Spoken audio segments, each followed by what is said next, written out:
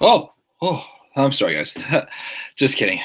What's going on, guys? This is the Club of the Man 1993 coming at you for another live review as we are going to take a look back at Monday Night Raw. Tonight's episode, the anniversary show, Raw 25, took place in New York City at two different locations at the Barclays Center and the Manhattan Center tonight. So, now, I know that, I was just about an hour ago live on my good friend Daniel Geis's channel talking about Raw 25 with him. But as I promised, I was going to do my own live review as well. Since sometimes, I don't always get all my thoughts. I want to do video collaborations with my friends, which is not a problem at all. But again, I wanted to do my live review also just to be able to talk to other people also on YouTube and see, what their thoughts on this special of Raw 25 and how they thought it went. So we're going to do that. Overall, I will be real with you. I'm a little disappointed. This show, for what it was as just a regular show, not too bad. Hassan the Mighty, yes, I can definitely see your chat. For the most part, this show, as a regular show, I thought it was decent. But as an anniversary show, very disappointing. And I'm sorry, but I feel very bad for anybody watching who was at the Manhattan Center. I'd be asking for refunds if I were you guys. I am so sorry that happened. You guys just got garbage. You guys paid all that money to see an historic event like this take place in New York City at the same place where Raw first began back in 1993. Just to get three kind of crummy segments. I mean, everything on the show, for the most part, just felt rushed. It felt like, it wasn't given the time. Well, I shouldn't say that because the show felt too long. It just brought a lot to the table, and then the stuff they were trying to rush and get on didn't really feel that important at all. It hurt. It hurt the show, definitely. We had some good stuff, though, on the show. But the show in general, it wasn't really that great of an anniversary show. I watched Raw 1000, a couple months ago, and yeah, it wasn't as good as people had hoped for. But on the bright side, in my opinion, at least it, set up like what was yet to come. It ended on a strong note, like this monumental moment that we will soon never forget: the CM Punk heel turn when he attacked The Rock during their main event match. Let me see here. Hassan the Mighty. I was chatting with the Lex Man. He was pissed too. And fun fact, I heard about $800 for a front seat. You're kidding me. Front seat in the Manhattan Center. That is ridiculous. Enzo getting suspended. I will address that also later on in this video. But my goodness, $800. If you spend $800 to sit in the Manhattan Center tonight, I am so sorry. You guys got legit garbage. With the exception of part of the D-Generation X segment, like that was I was about not acceptable. Everything else, I don't know what to say. I mean, the Undertaker thing, I hate to completely down that, but it was just him talking for 2 minutes, and what's next? Like, I really don't know what is next for Taker at all. So we'll have to see what happens there. But I will address also the issue about Enzo later on in this video. But enough ranting. Let's get started and at least talk about some of the positives that happened, because there was some fun stuff that did happen in the show. The show started off very energetic on a really good note, just showing off some of the great memories as well of how monumental this episode of Raw was supposed to be. So we had live in the arena. First in the Manhattan Center, we had JR and Jerry King Lawler welcoming us at ringside, and then we go to the Barclays Center, and we have the Modern Commentary team welcoming us as well. Live in the arena, we have Stephanie and Shane just standing by, kicking off the show, and they welcome us, and Shane says he couldn't think of a better place to have the anniversary from, and on behalf of the McMahon family and the entire company, they thank every superstar that has come through WWE over the last 25 years, and they also thanks all the employees, the production crew, and all of us as well. So, okay, something that typically will come out of Shane's mouth, so definitely good. They have a video package as well covering most of the history of Raw. And then Stephanie picks back up and says that they're just getting started, and they have one very special person to truly thank for all of this, and of course is Mr. McMahon, their own father. So he comes down to the ring, you know, doing his strut. I got up and imitated his strut, of course, as always.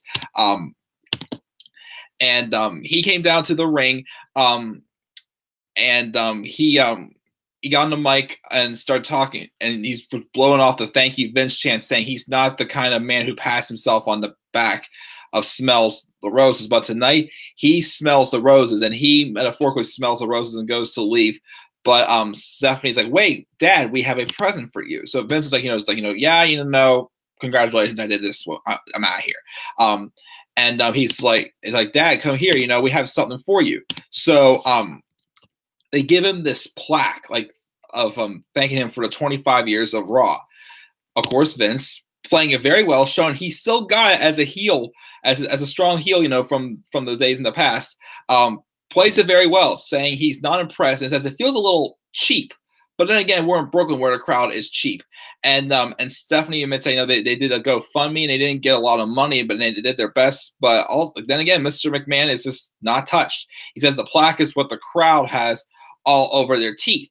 What's clogging their arteries? That's what plaque is, pretty much. After he's done, we give him just a plaque, pretty much.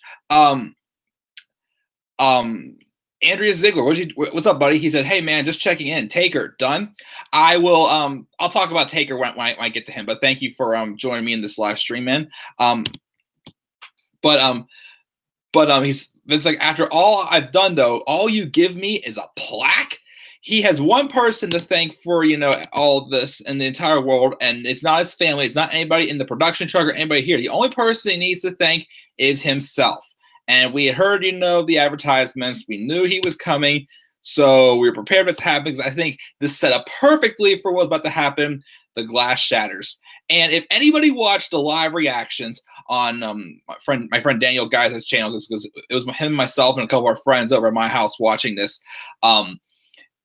don't go back and watch the whole thing, because obviously we probably would be bored. But I recommend at least going to about 13:11 in that video and seeing our reaction when Stone Cold came out. Because when he came out, I did not, the glass shattered. We gave him like a nice ovation. We like screaming. Somehow I lost my balance and I fell over. I was not drunk. I didn't drink it at all tonight in the end.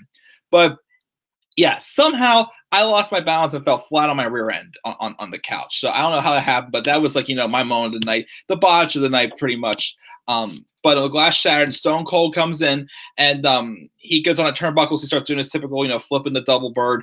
And then Stephanie had a good sense of humor and just got the heck out of there. And then Shane and Vince stayed behind, and Mr. McMahon gets on the mic and says he wants to explain a few things, that seeing as it's been a long time because they're in the ring together, he tells Austin that he looks great, but Mother Nature hasn't been too kind to him.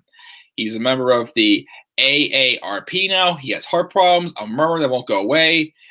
He's got arthritis. His bones are really brittle. He lives in a retirement community now.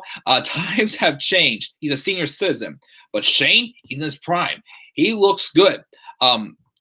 He goes from one side to the other, pretty much. He's pretty much just like, you know, fed Shane as bait to Austin, which Shane's like, what, really? Like, you know, you're just going to leave me here, pretty much? And poor Shane, for the first time tonight, actually the first time we see this a couple times, but then the span of about a minute or two, we get a stunner. Poor Shane gets hit with a stunner from Stone Cold Steve Austin. So then the ring crew hands Vince some beers, and he continues saying he doesn't blame Steve. He had it coming. And this is for old time's sake. He hands Austin a beer. They toast, and some of it, of course, splashes on Vince. And, of course, he he just, you know, gives him that look. They do it again. He gets a little more on there. They move out of the way, and Vince goes for a hug, and Stone Cold hugs him as well. And then Vince raises his hand, and he goes to leave, but he, of course, freezes in place and turns back around. And Stone Cold offered him another toast, and then double birds again. He gets kicked in the gut, and there's the stunner from Vince. So I'm like, awesome. At least we got to see that. And I thought that was going to be it for the stunners. But unfortunately, it wasn't. So So Shane got up and they have a toast again, and then one more time for Shane. Poor guy, he was fed the 2 stunners, and that was after he just swallowed a good amount of beer, and then it all came spitting out. So poor Shane, he got fed by bait by his own father, got 2 stunners. I did think it was strange that Vince started to walk away, but then turned back around. Look, he fed himself to Austin by doing that, but still, it was awesome to see Stone Cold Steve Austin. I really wish though they would have had him as a surprise. I wish they wouldn't have said right away that he was going to be on Raw, because I felt that because another thing I didn't like about the show is the point about there were no surprises. They advertised everybody who showed up tonight. They advertised we knew they were going to be there. Some of these people should have been left as a surprise, and Stone Cold Steve Austin was definite. But the promo and everything was perfect.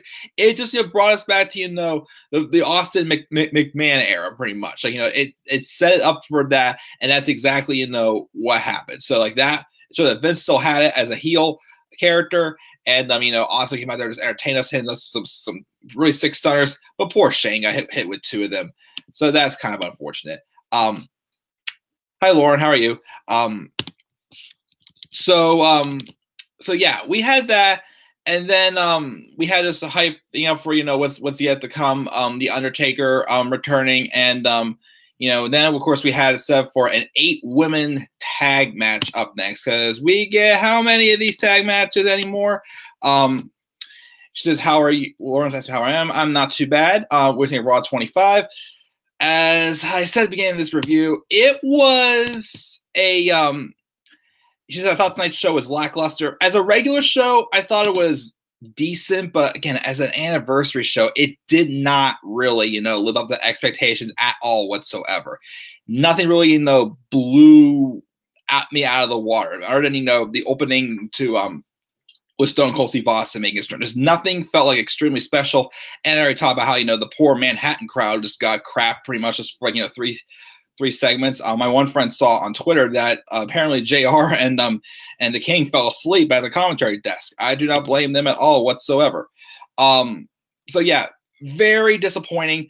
I'd say as well, but there was still some good on the show, and the stuff with Austin and the McMahons, I thought was good. I like that. But anyways, getting back on track here.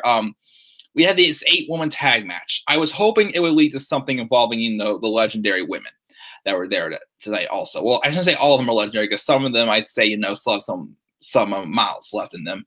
The Bellas, whenever they're ready to make their comeback. But we had this 8-woman tag match. It was Mandy Rose and Sonya Deville of Absolution. Paige is at ringside, with Alicia Fox and Nia Jax taking on the team of Asuka, Bayley, Mickie James, and Sasha Banks. The match was whatever what it was. The one thing I didn't like about this, and what happened several times throughout the show, there were way too many commercials. There didn't need to be 2 commercials in this tag match. It only needed to be 1. And what I also didn't like, there was a couple times it happened tonight where they went to commercial, and as soon as they came back, the match was wrapping up, or whatever the heck it was. Either disqualification happened, or as soon as we came back to the show for this match, Sasha Banks had Alicia Fox tapping out. As how many more times she had? Is Alicia going to start complaining about? Oh, I didn't tap out properly when I blah blah. Just like that led to a pre-show match at TLC. But so whatever, that was whatever. After the match though, I kind of did like this.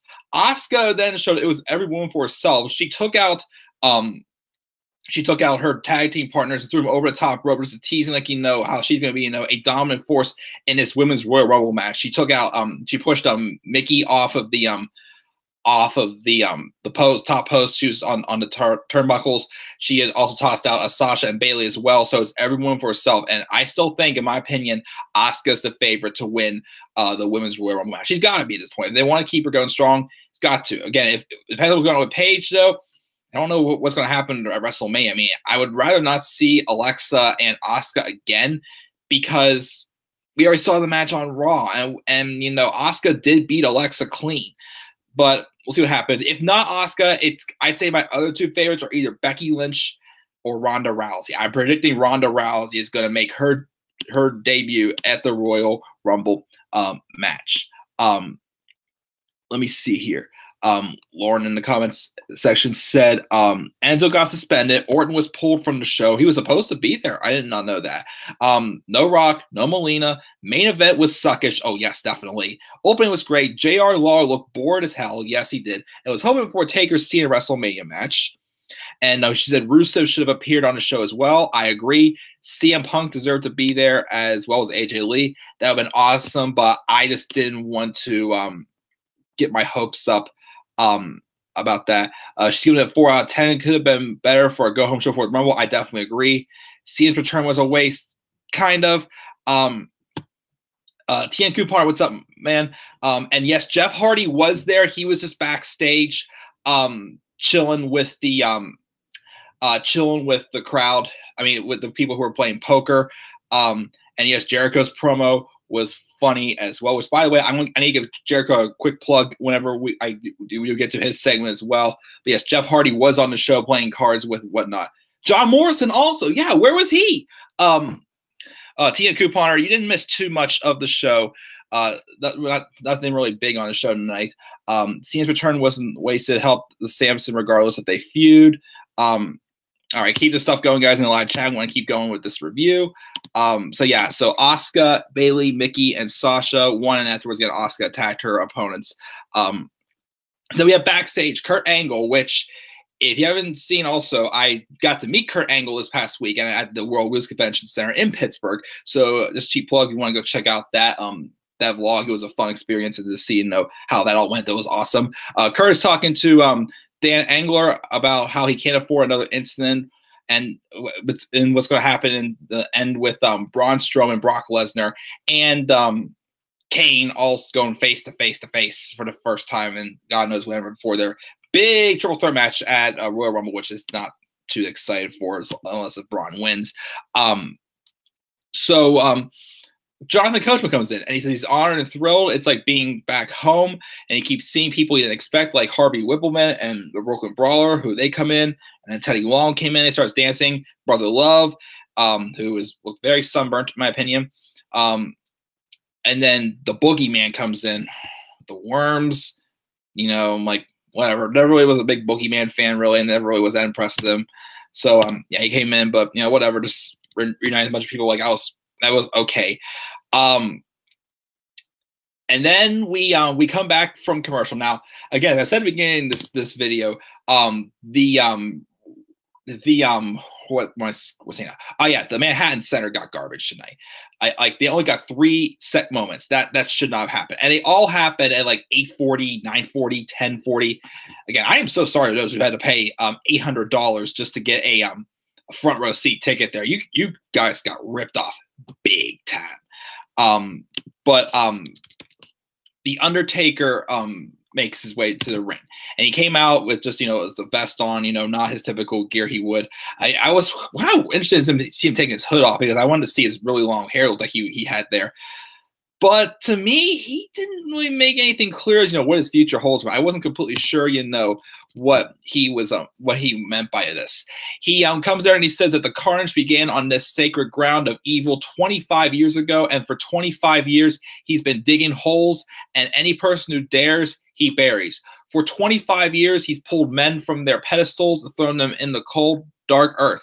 Stone Cold Steve Austin, he mentioned Mick Foley. He said even his own flesh and blood, Kane, had to deal with them. They all tried, and they all failed. Now, on this sacred ground, he declares, for all those who have fallen, it's time to rest in peace. What does that mean, though? Like, what is next? Is Taker, like, I thought at first maybe he was about to say he's done. He's retired. We're how maybe he would announce himself into the Hall of Fame, even though we think it might be, not the right year, since, Goldberg's already in there, and maybe having like both him and Goldberg would be a little too much, and not save for next year or whatnot. But again, I don't like Lauren wants to see John Cena versus Undertaker. I wouldn't mind seeing the match either. Just again, the problem is how do you follow up from last year storyline wise? Like, how do you follow that up? Like, I'm pretty sure Roman Reigns is not going to just let the Undertaker walk right back in and say, "Hey, I retired you" or not. That's the only issue I have. Like, there has to be some type of story to work around for that. But yeah, he only talked for like 2 minutes, and like, I didn't feel like anything got really accomplished from what he said. So I was just very confused as far as what happened there. and then we got um let me see here. Um let's go through these live chats. I have a lot here to do. I think it was right here. They could have used Cena better. Yeah, probably. All good. Saw that. I don't know. What do you think of the Divas return? I'll get to that. Divas got over the top rope. Where did you watch the show? I watched it in my living room with my friends. Mike, do you think Taker versus Kane at Mania for Universal title and Taker retires as champion? I really don't. I mean, they could have a brother versus brother match, but again, I don't really want to see the title involved though, and I don't want to see. I want to see Braun win the title so bad. But I still this bad feeling it's going to be Roman and Brock. I just don't want to see Kane with the title right now, unfortunately. The top rope, I didn't know how that was going to go down. If they could have been thrown out of the ring over the top, usually they go through the second. I was happy to see Tori, Trish, Maria, Nikki, and Kelly. Now, yes, I definitely was too. Lita wasn't there. I don't know why. Edge wasn't there. Lauren's also glad the Miz defeated Roman. We'll talk about that match. That was a good match. The ending was not too good. No Edge was sad, and Miz was winning. Kane deserves better. He does. He needs to be booked better. Brock doesn't deserve to be champion, to be honest. He's just, it just doesn't really feel like he really needs a title right now, honestly. It just would be nice to be on somebody else to make the title feel a little bit more relevant. Mickey deserves better, definitely, again, because, she's not getting, getting the booking she should be getting. At this point, why did you even bring her back in the first place? Yeah, Melina should have been there. Orton deserves better writing as well. I agree. Keep the stuff going, guys. I always enjoy this. But yeah, so then we had the first of several backstage segments involving the APA playing poker with Slayer and Rhino. They're just playing against each other, whatnot. We saw these several times. We had $1 Million Man come up out of nowhere to own place cash on the table, so he joins in as well. Then we got this parade of authority figures. John Laurinaitis came first, and then William Regal and Eric Bischoff. And then speaking of general managers, they had a special guest, and they brought Daniel Bryan. And yeah, I mean, they were just there. It's like it would have been nice for them to actually do some more and just show up and say, "Hi, we're here." I wish we had something like interaction, like something like entertaining that would have had us like remember for like years down the road. But just, "Hi, we're here." That was it. It's like, all right, whatever. Then we had the Miz come in. Well, him and Daniel Bryan had a stare down, based off of their history they had when the Miz on SmackDown Live. So that was interesting to see. But the Miz made his way down to the ring against Roman Reigns for the Intercontinental Championship. It was the Miz's rematch for the Intercontinental Championship run. And now my prediction going into this match was I picked the Miz to win the title. However, I thought because of what happened a couple weeks ago on Raw, we were going to see Jason Jordan come down and him and Rollins were going to try fight off the Miz Taraj, and then due to some mishap by Jason Jordan, Reigns get distracted and lose the title to Miz. However, though, what we got I liked a lot better. We did have Axel and Dallas, which my friends are making jokes saying it was Axel's like Ben Roethlisberger, which was pretty comical. But we had them eventually get kicked out. And then, but while I say like Miz kind of won cheating on his own. He's had a little bit of help with Axel and Dallas distracting him, as the Miz did take the expose the middle turnbuckle. He did hit one skull crushing finale on Reigns. He kicked out, but he was able to outsmart Roman, though, and Roman hit his head off of that exposed turnbuckle, had a second skull crushing finale, and the Miz One, I thought it was a great match done by well psychology. It was obvious, Roman can, beat him up physically, but Miz is able to, outsmart him mentally as well, and trick him into getting hit with that exposed turnbuckle. So he did cheat to win, of course. But what I liked about this, it made the Miz look stronger as a heel character as well, giving him his 8th Intercontinental title run. And I did not realize this until my friend pointed this out to me the other day. The Miz won his first Intercontinental Championship in a match against Christian at Raw 1000. And here on Raw 25, he beat Roman Reigns to reclaim his Intercontinental Championship. So he's now an 8-time Intercontinental Champion. Now, The Miz announced he was going to be in the Royal Rumble match, apparently, but no word on where Roman's going to be in. But come on, we know by now Roman's going to be in the Royal Rumble match. Just don't. It's gonna be in Philly. Don't repeat what it did a couple years ago. Roman does not need to win the Royal Rumble match. If you're gonna do Roman and Brock at WrestleMania, have Roman qualify by winning an elimination chamber match, whatever. Just don't have him win the Rumble. I will talk again about the hype for the Rumble at the end of this video. Live chat. Let's see what you guys have said.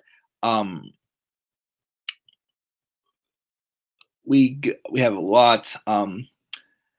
We see here. I was disappointed when he was pulled from Raw 25. I didn't know he was pulled from Raw 25.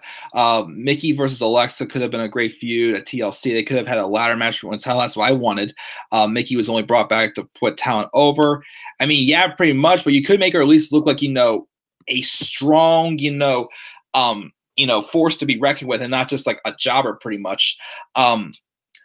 I hope the Rumble won't be a disappointing pay-per-view. I hope not either. Brian returns at the Rumble. That's what Andreas thinks is going to happen. Raw 1000 was definitely better than Raw 25, definitely. I'm not sure about Brian will be cleared. And where was Vicky Guerrero wasn't there either. That would have been a nice surprise also. That's true. Vicky was more so of SmackDown. She wasn't the general manager of Raw. She was the managerial supervisor, or heck you wanted to call that. Oh wait, yeah, she was on Raw when Edge when her and Edge were together in 2008, I believe that was. Yeah, I forgot about that. My bad. Yeah, it's 8 Intercontinental title reigns.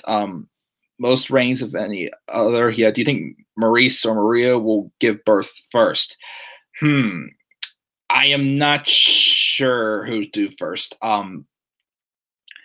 Who's winning the Rumble? Why was Raw in 2 arenas? Did not need to be. I do not want to give no. I will not give any ideas about Roman winning the Rumble. Nakamura and Asuka are winning. That's Lauren's pick. Any feud ideas after the Rumble? Still thinking. Vince return as a heel. Yep. I guess Stephanie Brief was a babyface tonight, whatnot. Let's see what Tian Couponer has for the Swerve for the Rumble. I'm interested in seeing that, but as what you think of that, I will continue on. Yeah, The Miz wins the Intercontinental Championship, and then backstage, well, actually, no, that's not yet. We had Miz. That's right. With Miz winning 8 Intercontinental titles, that he's just one short of tying Jericho's record of 9. We then go back to the poker game between APA, and now we have the Usos, Jeff Hardy, and MVP, which I did not recognize MVP at all at first. He definitely got old looking. Well, he doesn't have the dreads anymore, but he was back there. And then we had the Cutting Edge Peep Show with Christian, which I'm begging, please at least be a good show, because the last 2 Cutting Edge Peep Shows we had, no offense, they sucked. The last 2 was the last Raw of 2014, whenever Cena brought back the Authority. I thought it was just weakly done to have Cena just abruptly decide to bring back the Authority the way they did. I did not like that. And also, they had a Cutting Edge Peep Show segment at Fastlane 2016 that was, I thought it was going to be great because it had them in the New Day. It is set for them in the League of Nations having a feud. That was bad also. So I'm hoping this would be a good one. This one wasn't that bad. The special guests were Seth Rollins and Jason Jordan, the current Raw Tag Champions. And most of the time, it was just Jordan, talking to, trying to, act like a big hero or whatnot, just continuing to get that heat built up on him for that eventual heel turn. And I think, despite the fact that the crowd was booing him like crazy, it was successful in the fact of getting more heat on Jason Jordan to build up his character even more and teasing that tension between Seth Rollins and him as well. Because Seth Rollins, is saying he knows what's best for Jason, and Jason's, just, using his ego, just, more so brag about himself, whatnot. And so I did like how that came out in the play. And of course, Jordan's trying to, rave about his father as well. So he's trying to say, you're all mean for calling my daddy, he sucks and whatnot. Just, terrible dialogue as always for Jordan. But again, it was building more heat, and it still does make sense what's going on, the tension between him and Rollins as well. So we had the Bar come out, and they declare their intention to win the tag titles again, and they're saying that Jordan has it all wrong because the superstars and legends have been lining up for their autographs, seeing as how they are the Bar and whatnot. And they say that they say it's not Jason's dad who sucks, it's Jason who sucks. So they start leading the crowd in a "you suck" chant, which got over because, again, they do have a point. They are telling the truth. He does suck. No offense. I'm sorry, he does. But again, it's going to lead to a well done heel turn, I'm hoping for. And then Jason gets mad. He starts to attack them, and then Seth hits a suicide dive and springboard knee on Sheamus, and he goes to do it on Cesaro, but then Cesaro gets out of the way, and he hits the knee on Jason Jordan again, continuing that well-built tension between the two of them as well, showing that they were kind of trying to stay on existence as well. That tension continues to build. I just don't know what's going to happen with the Raw Tag Team titles on Sunday as well. If they're going to keep them on Jordan and Rollins, or if they're going to keep it on, we'll put them back on the Bar. I mean, I would rather not see them back on the Bar because I want to see Cesaro get somewhere as a singles competitor. So I'm not sure where they're going to go with this. I just don't know if I want to see Jason Jordan and Seth Rollins. I just feel like, they're just putting Jason Jordan in there. I mean, Jordan was going to turn heel down the line eventually, but I have a feeling that they're putting him in Dean Ambrose's shoes for now until Ambrose gets back. And I don't know. I don't know if I would want to see Seth Rollins and Jason Jordan at WrestleMania, but you may have any other choice pretty much with what's going on here. So, I mean, I don't know. What are your guys' ideas about a match for Seth Rollins at WrestleMania? Because I really want to see Seth Rollins and Jason Jordan at WrestleMania. And if so, no offense, it'd be a pre-show worthy match to me, in my opinion. I just don't think it'll be that exciting of a match. Let me see here. Lauren did not like the DX reunion. I was fine with it until the match happened. What if Balor wins the Rumble to challenge Styles for the title at Mania? Yeah, I would be fine with that. Lauren thinks that the W stars are honestly getting tired of their storylines and character. Well, probably because they're giving a bunch of crap to work with. So I can agree with that. Balor isn't winning. I would like to see maybe Balor come down to the final four, maybe. Lawrence, poor Lauren, she's so pissed that Orton was there. I know you love Orton, and I'm sorry he was not there for your case. What do you think they have planned for Raw 2000? I do not know, but that's years down the line. So hopefully things could be better by then. Could Trish be a surprise entrant? I wouldn't mind seeing Trish enter the Rumble. Like somebody legendary in the women's division needs to enter the Royal Rumble match, in my opinion. But I heard my one friend say he heard a rumor that apparently Trish Stratus and Tori Wilson don't want to be in the Rumble because they're more focused on their yoga careers, whatever they're doing right now. I hope that's just a rumor because again, somebody legendary needs to be in this match. This is a history making match to me, in my opinion. Fast lane predictions. A little too early. I'll think about those. I'll definitely get those out soon. Did Cena really? Charles Sorber, welcome to the show. Did Cena really job to Elias? Yeah, he did pretty much for the most part. But for some way it was good. The storyline wasn't meant to be that way. Yeah, WWE is too boring or predictable now, pretty much. Yes, it did go downhill in 2015. I just watch for certain people. Pretty much, I mean, at least we find ways to still enjoy the product as well. This is going to boil over until Dean Dirty Deeds Jason Jordan, possibly. Any predictions for SmackDown Live? It's pretty tough to it's pretty much tough to predict what happened tomorrow because there's not really much going on SmackDown after the episode we just got. What was the point of AJ Styles being on Raw? I'll talk about that. I have a bunch of Laura's DVDs, and yes, definitely signed Robbie. Lauren has a ton of DVDs there. I mean, I have some DVDs as well, but I don't really watch them as much as I have the network now. But man, a lot of good conversations going on here in the live chat as always. I'm glad you enjoyed meeting Randy Orton at WrestleMania last year. Lauren, sure that was awesome.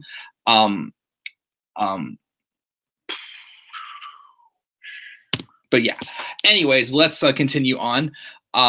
We had Alexa Bliss being interviewed talking about the women's Royal Rumble, and she thinks that she's still going to be the champion of WrestleMania, and she says if you're trying to insult her before saying she's not just a champion, she's also a goddess. And then here comes the SmackDown Live Women's Champion Charlotte coming up and says the only reason Alexa is Women's Champion is because she's on SmackDown. Charlotte's on SmackDown and she doesn't think Alexa Bliss has the size, the speed, the pedigree to beat the women in order to be the women.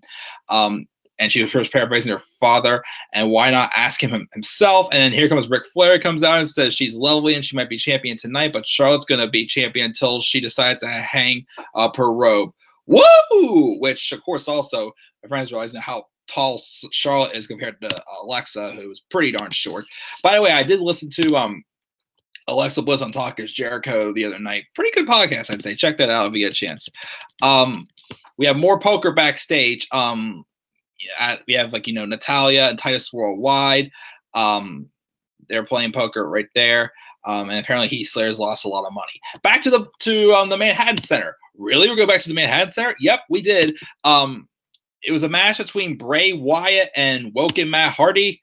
I expected a lot better from this match. This match was just pointless and somewhat boring. Bray Wyatt won. It's a miracle he won the match, but it felt pointless. What did I take home from the match? And once again, Manhattan Center got crap again. Let me see here.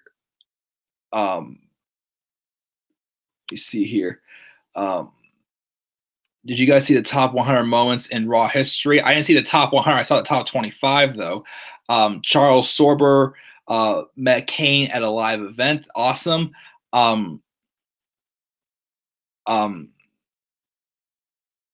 Andreas is checking out. Yeah, thank you for tuning in, dude.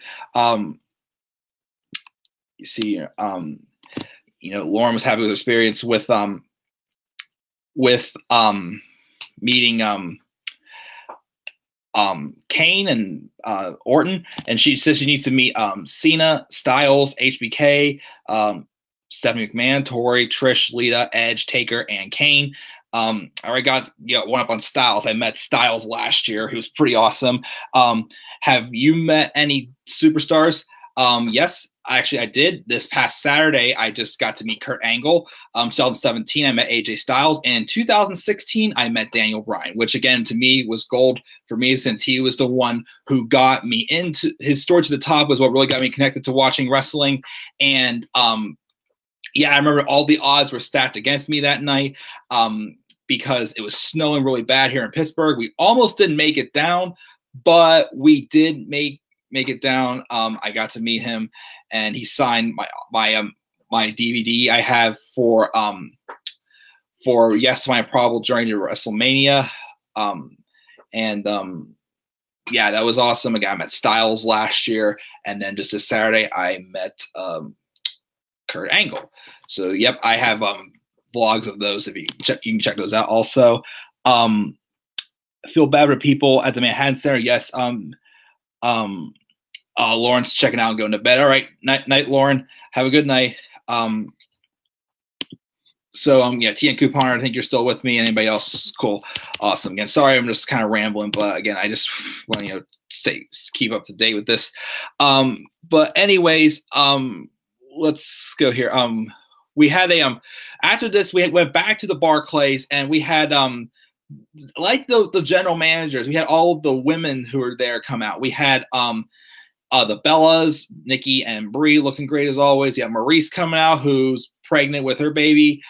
Kelly, Lillian Garcia, Jacqueline, Tori Wilson, Michelle McCool, Terry Reynolds, Maria Kanellis, who's also pregnant, and Trish Stratus. Once again, though, they just appeared and just was like, hi, pretty much. That was all they had. Like it's like you couldn't have had them do more than that. Like something, we will remember years down to come. They just didn't really do anything. I was disappointed with that as well.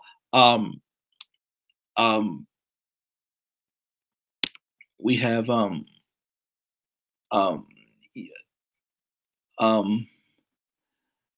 okay, live chat. We have a great, Lauren's still checking out. Yep, definitely will check out your channel as well. Yeah, TN Coop, thank you again for watching my Kurt Angle vlog, and it was a lot of fun meeting him as well. All right, anyways, get back on track here now. Here's what I wanted to talk. I wanted to give a shout out to also to Chris Jericho. So Elias is walking backstage. He runs into the man himself, Chris Jericho, and he points out that his scarf says he wrote a song for him, and he used his own guitar. And Jericho starts launching his song. He talks about how Elias is a stupid idiot, and then he puts Elias on the list.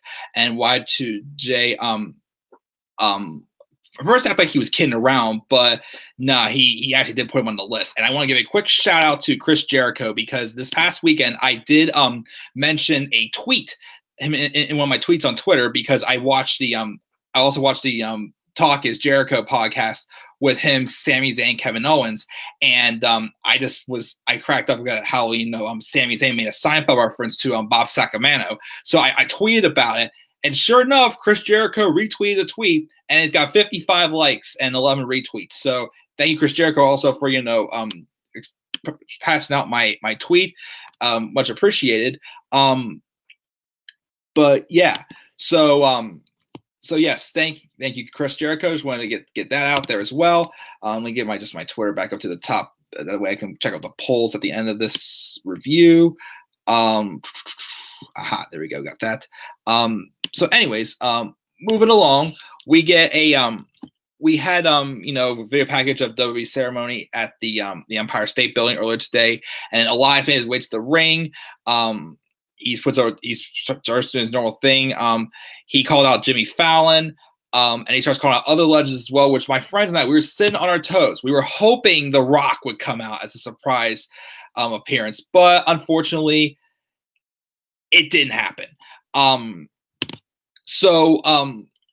He called out Jimmy Fallon. He starts singing again, just doing his normal shenanigans. When John Cena came out and interrupt him, and he informs Elias that he and Brooklyn both have the balls, and we see footage of the security removing a beach ball as well. So I guess beach balls have been banned, and Elias is back in the ring and tells Cena to shut before saying no one wants to hear from him, which is somewhat true, because I no offense, this was Cena acting like Super Cena, not just the Cena we had on SmackDown Live before his return. He feuded with Rusev. I did not like that portion of Cena as well. So anyways, we had Cena take off his shirt and invites him to do something about it, sticking out his chin. And he tells Cena it's not how it's going to work. He doesn't take orders from Cena or scumbags, and he goes to leave, but then he turns back around, and where Cena starts to do his normal thing. Like, here we go, Elias about to be jobbed, just buried by Cena again, because he was on the Christmas edition of Raw. And then of course, but then Cena was about to hit him in an attitude adjustment. Then Elias gets back down and gives him a low blow. And then what I cannot stand is, why does Elias continue to use his guitar as a weapon? He didn't want to use his guitar as a weapon down on NXT because he held it dear to him. He had a meltdown when Cassius Ohno destroyed, but again, he uses it on Cena. I do like how he got the upper hand. Cena hit the drift away with him, but with the rumored injury of Samoa Joe, I do not want to see John Cena and Elias at WrestleMania. I mean, I'll only take it if they have John Cena and Elias at Elimination Chamber, and then maybe, you know, Joe comes back and interferes and it'll cost Cena the match or something like that. Like that to be the case. But I do not want to see Elias and John Cena at WrestleMania. But I was glad to at least see that Elias got the upper hand. And yes, thank you, TN Couponer, for the way to go about Jericho's retweet. But yeah, we had that. Then we have more poker backstage with New Day joining in. And I guess Dana Brooke accused Heath Slater of cheating. So then they said, let's take it to the ring pretty much. So they're heading, so Titus Worldwide and shoot, what are their names now? Slater and Rhino are heading to the ring, and then Ted DiBiase pretty much, you know, wins the pot, and Ron Simmons just stares at him, pulls his cigar out of his mouth, and wait for it. Then we got a nice strong damn. So of course, you know, I wanted to see that from Simmons as well. TN Couponer says, since Jericho versus Omega happened at Wrestle Kingdom 12, do you think the rematch could be at WrestleMania? Honestly, it'd be a great addition to the card. I'd like to see it. But I've heard rumors that Jericho's not going to be in the Rumble. But you know, I mean, that's definitely a WrestleMania worthy match. If the WWE wants to pull the strings on it somehow, cool, go for it. Good suggestion there, TN Couponer. Then we had Mark Henry walking around backstage, and he runs into the Godfather. We're expecting to see a big hoe train, but instead he introduces Mark to a lovely lady named Olivia, and he recounts how Mark Henry used to be called Sexual Chocolate, which another thing my friends and I were hoping to. We were hoping to see the hand tonight, the hand all grown up, but we didn't see the hand. Mark says that they all grew up, but Godfather stayed the same. And Henry asks how he came to know the woman, and the Godfather was like, "Oh, it's my wife." So I'm sure Henry's a little disappointed. I'm sure he, you know, kind of had it for Olivia, but unfortunately, it was too late. And yeah, that was that. Then we had Beauty and the Man Beast taking on Titus Worldwide in a pointless match that Dan retweeted on Twitter tonight saying, this match is to celebrate 25 years of Raw filler time. Because this match was completely pointless. I don't know what the point of this. And once again, I mentioned this also. Didn't Titus Worldwide just beat the number one contenders for the Raw Tag Champions twice? Shouldn't they be at least be in the Raw Tag title match this Sunday? Nah, it's not going to happen unless they change their mind for some reason. But yeah, so that happened. And once again, we went to commercial break, came back, and as soon as we come back from commercial break, the match is ending in a DQ for no reason. And the Dudley boys come out. So I'm like, okay, it's cool to see the Dudleys. They came out and you know, they all get out of the ring. So they're pretty much saying, okay, who wants to be fed into a table pretty much. And Rhino just throws Heath Slater, and then Heath Slater is hit with 3D through a table. Which, you know, it was cool to see the Dudleys, cool doing their, you know, signature move through the table. But it could have been done on someone who, you know, we actually would want to see put through a table. Like, you know, Heath Slater's being pushed on the fact that he's got kids. Why do we always have to see Heath Slater getting beat up? Like, you know, are you going to actually go somewhere with Heath Slater as a babyface? Because to me, he's been nothing but a jobber once again ever since he dropped the SmackDown tag titles to the Wyatt family in at the end of 2016. So I would rather see him do this on someone more worth it. But once again, instead of being in the review, it felt rushed. It just felt like there was just no point to it. So that we had that happen. And then getting back to what Warren said earlier also, we had AJ Styles be interviewed pretty much for his match this Sunday. But it was meant to have Mean Gene Okerlund be the interviewer. My question was, why wasn't Mean Gene doing these interviews, you know, throughout the night and not just there? And plus also, like, AJ Styles, like, no offense to him, love seeing him, but why was he on Raw? Like, he never really made like that much of his presence known on Raw yet. So I feel like that didn't really need to happen on Raw. So like, they could have had sorry, just talking a little too much. They could have had Gene, you know, I don't know, interviewing other people that would have been more meaningful. So I feel like that was a little bit of a waste of time, no offense. So then we finally go back to the Manhattan Center where D-Generation X made their appearance. And they did their whole usual thing. You know, they didn't come alone. They brought out The New Age Outlaws also, who, no offense, Road Dogg looked pretty heavy. And I'm not just saying it to be mean, since, you know, he did block my friend Daniel Guys on Twitter for no reason whatsoever, but he didn't look, of all people who go out there, he didn't look the healthiest at all.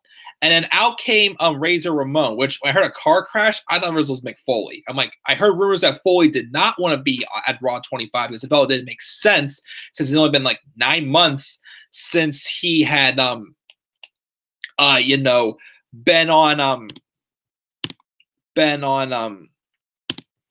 since he had been fired by the WWE. So I do agree that, you know, you could have you know, lose my train of thought here again. I do agree that I have him not showing up, but I did think it was him. But then, of course, we went to a commercial break, and I'm like, why? Why did that need to happen? And then afterwards, when the commercial came back, we had the Balor Club come out, and they all did the 2 sweets together. Which, honestly, if the segment would have ended right there, I would have been fine with that. That would have been perfect. That would have been just cool. I would have been completely happy with that segment. But no, out came the Revival. And I heard the rumors, and it pretty much happened. They had a pointless match against Gallows and Anderson. And they lost very easily to Gallows and Anderson. And of course, the Revival go to attack them afterwards. And what happens? They get fed to all of them. I was at least happy at it already with the ending with Finn, you know, getting the last, you know, straw on them. But I heard the rumors, and they pretty much got jobbed out, and it's like the Ascension got jobbed out to the Outlaws and the APA, which led to the downfall of their careers. So this, I hope to God this is not the downfall to the Revival. That would be just ridiculous, unfortunately. So I was not happy about that. T and Couponer says the Dudleys should have put Jason Jordan through the table. Yeah.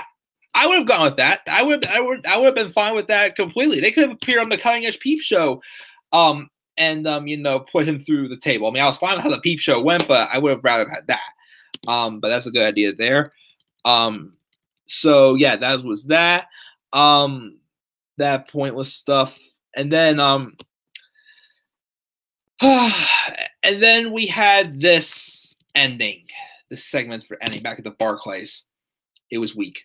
Kurt Angle brings out like all these special guests and pretty much the whole Raw roster to prevent anything from happening terribly between Brock Lesnar, Kane, and Braun Strowman. Well, to me, it made no sense because they all got out of the way and just watched them beat each other down. I mean, yes, Braun did take out Kane. He took out Brock Lesnar, put him through a table, but that was it. Just like everything on the show, everything just felt rushed. It just, I mean, it didn't need time, but there was a lot of things that did need to happen. We didn't need to have, you know, Titus Worldwide versus Titus Worldwide and Beauty and the Man Beast taking on each other. We didn't have to have the AJ Styles interview on Raw. No offense, but it didn't need to happen because AJ Styles is not on Raw. What else happened that wasn't necessary? The match between Gallows and Anderson and the Revival didn't need to happen. It just there was just some stuff that could have been cut out of the show and just focused on just making this like a special anniversary show. Because it didn't accomplish that, and really it didn't accomplish anything for the Royal Rumble match either. Both Royal Rumble matches, they're just happening. Other than the fact that it's a historical event, it's a big match, like there's no like storylines going into this Royal Rumble match at all. None whatsoever. It's sad. It's very unfortunate. I don't get it. Why? Like, what was the point of like, why should we be that excited about the Royal match other than that it's just a thing that happens once a year? To me, again, they're just happening. You know, AJ Styles and the handicap match could be interesting. What else we have? You know, the tag matches could be. I'm looking forward to the SmackDown Tag Title 2 out of 3 Falls match. That's gonna be a really good match. I'm excited for that. The cruiserweight match. Let me address. Also, we didn't get any cruiserweights on the show except for the pre-show or main event show. Let me just address the whole thing about Enzo Amore. I heard about what happened with him. I'm just gonna wait here until we know things are out of where he's guilty or not. But he has been suspended definitely. So I don't know what's happened with the cruiserweights this weekend at all. This weekend at all whatsoever. And then Tia Kubar says the revival is a part of the curse of the NXT call-ups. That's very unfortunate. Yeah. So again, it didn't really do that great of a job to hype me up for the Royal Rumble, but I think I'm gonna cut it there, guys. I talked a lot. I appreciate getting the live feed in the live chat also as well. I got from Charles, Lauren, T and Couponer, Andreas, anybody else who participated in the live chat. Everybody, thank you again for participating as well. Always. Before I go off the air as well, let me just look at my Twitter poll, and I had 35 votes. For what grade would you give Raw 25? 3% said A, 9% B, 40% said C, 48% said D. Once again, I am so sorry to anybody who was in the Manhattan Center. You didn't get their money's worth at all. Tia Kumar says, do you think the WWE would swerve and have Kane win the Universal title at the Rumble? I really don't want to see it happen, honestly, in my opinion. Again, I feel that Kane is only there just to eat the pin. If Kane won the title, I would be extremely surprised. I just don't know if they haven't really booked him well enough to make me want to see him as champion, though, in my opinion, honestly. But we'll see what happens this Sunday. I really hope Braun wins it. And another thing, too, what happened last week with Braun taking out everybody just for him to just get his match back and whatnot? I'm sorry. I'm not really that excited about that match either. But again, I'm hoping that the Royal Rumble can still, be awesome and go over. So yeah, but again, most for my grades, a lot of people were saying C and D. I'll give this show, Raw 25 deserves a C+. That's my grade. It was still a decent show, but it didn't feel like a strong anniversary show. But I'm going to check it out. I've talked a lot. Thank you guys again for tuning into the live chat. What are your thoughts on Raw 25 as well? If you're watching this afterwards, leave your thoughts down in the comments section below. And as always, be sure to click that like and subscribe on this channel and follow me on Twitter at DemandAir93. I'll be live tomorrow for my SmackDown review. I'm also doing that 30-day challenge for WWE. If you want to participate in that as well. So, yeah, I'll be live again tomorrow for SmackDown Live. Thanks again for tuning in, everybody. I'm checking out here. Until then, have a great night. Peace.